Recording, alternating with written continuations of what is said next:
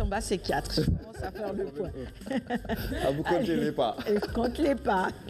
On démarre avec le quotidien de service public. Le Soleil à la une, le chef de l'État sur l'accès à l'eau potable. Nous en parlions hier et vous avez pu suivre les images de la pose de la première pierre des travaux de KMS 3. Justement, à ce sujet, le chef de l'État dit qu'il s'agit d'une réponse pertinente et durable. Alors, c'est 85 000 ménages qui vont être impactés par ces travaux et 60% de la couverture en eau de Dakar seront justement couverts par les travaux qui seront réalisés justement au niveau de Cœur Momarsar 3. À la une du quotidien Le Soleil, le développement économique et social, le processus d'élaboration de la phase 2 du plan Sénégal émergent est lancé et Cher Kanté justement revient là-dessus dans les colonnes du Soleil. Il dit qu'il s'agit de grands bons réalisés. Au Conseil du dialogue social, le secteur des mines passé à la loupe. Que faut-il retenir? Le point dans Le Soleil du jour. Et puis Aïmerou Ning, président du groupe parlementaire Benno Bokk Yakaar, dit que nous allons contrôler et évaluer l'exécution du budget de l'Assemblée nationale. Certainement Oscar du film en langue étrangère. Félicité de Alain Gomis, une short list de 9 longs métrages. La 26e édition de la foire internationale de Dakar avec la recherche d'emploi, la ruée de centaines de jeunes au CICES. Bon, c'est une aubaine également en cette fin d'année pour tous ces jeunes de pouvoir faire quelque chose et permettre aux parents aussi, pourquoi pas, d'arrondir les fins du mois. Certains viennent généralement en aide aux parents aussi. Allez, on poursuit avec le quotidien maintenant, avec le niveau d'endettement du Sénégal. Le FMI repose le débat. Le Sénégal doit continuer de gérer sa dette avec prudence et vigilance. Nous passons à la une du quotidien Vox Populi avec Pierre Ndiaye, directeur général de la planification et des études économiques. Il dit on va continuer à s'endetter pour financer les infrastructures. La une du quotidien LAS avec le procès de Cheikh Tidiane Gadio aux États-Unis. La requête de ses avocats diffère l'audience, autant pour moi, c'est ça, diffère l'audience. Le quotidien Les Échos sur une toute autre actualité pour la suspension des structures mises en place par l'actuelle direction du Parti socialiste. Barth accule Tanor devant le juge des référés. Et nous passons à la une du quotidien La Tribune. Succession d'événements historiques de 62 à 2017. Décembre, mois fétiche chez les socialistes. Alors évidemment, nos confrères relaient quelques faits marquants des années 62 à 2017. Alioune Badara, ça remonte ça.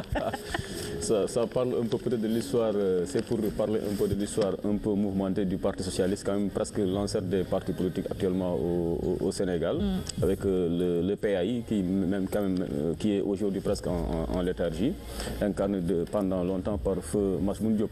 Oui. Donc le Parti socialiste aujourd'hui, on ne peut pas l'occulter quand on parle de l'histoire politique du Sénégal. Donc là certainement c'est par rapport à ces querelles intestines dans cette formation-là. On se souvient du bras de fer entre Senghor et Mamadou Dia, qui a valu quand même une disgrâce à Mamadou Dia.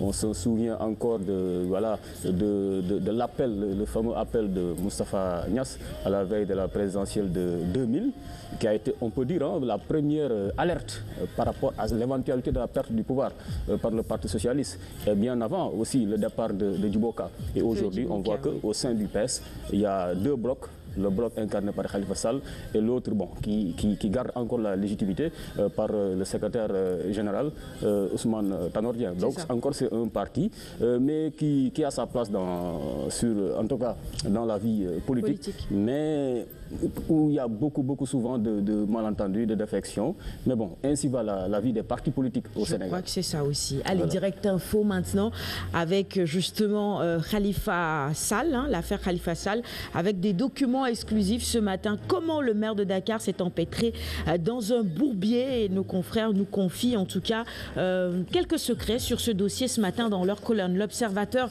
avec cet entretien avec le conseiller du président Alioune Fall, crache du feu feu. Et que dit-il? Eh bien, c'est à lire dans les colonnes de l'Observateur. Il dit par exemple que le chef de l'État ne connaît pas la peur dans l'adversité. Libération sur cette Sénégalaise jugée dans l'affaire de l'attentat du Nouvel An en Turquie. Téné Traoré, cadeau de Daesh. Alors, de quoi s'agit-il? Je pense qu'en lisant les colonnes de Libération, vous pourrez évidemment mieux comprendre cette affaire. L'État islamique l'avait offerte au tueur pour le récompenser après l'attaque sanglante. On passe à la une du quotidien Réumi maintenant. Après 6 ans d'exil au Sénégal, Amadou Toumani Touré rentre au Mali ce dimanche et vous avez évidemment sa photo à la une de Réumi quotidien qui nous propose également ce matin un dossier sur le viol, la pédophilie et le détournement de mineurs. Record, c'est un quotidien spécialisé en sport. À la une, le mondial 2018 avec la préparation des Lions, les Madjamiko et la liste tête-à-tête entre Aliou Cissé et Maître Senghor. Nous passons à la une du quotidien Stade maintenant avec Salif Sané qui pronostique Pologne-Sénégal. Ah bah, il dit que ce sera 2-1 en faveur du Sénégal. Ce sera difficile contre Lewandowski, là, un nom, oulala. Bon. Carrément. En tout cas, les journalistes, commentateurs vont devoir se préparer parce que les noms, ça ne va pas être facile. Hein. Comme on s'en est sorti avec 400 le Zimbabwéen, je pense que bon, ça devrait aller quoi, avec les Polonais.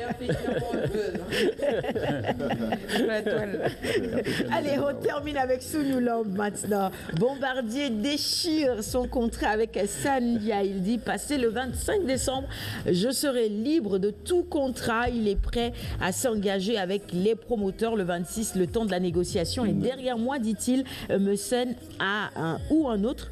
Il est prêt, il se dit prêt. C'est vrai qu'on attend depuis très longtemps ce combat entre Bombardier et Eumeu Sène pour la couronne du roi des arènes.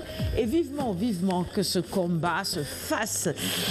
On a envie de voir ça, nous les amateurs de lutte en tout cas. On va vous offrir les quotidiens ce matin. Madame, c'est pour vous. Merci. Oui, ça vous fera de la lecture. Je crois que vous avez aimé. Il y a beaucoup de sujets. Qu'est-ce qui vous passionne d'ailleurs dans les quotidiens généralement? Le sport, la culture?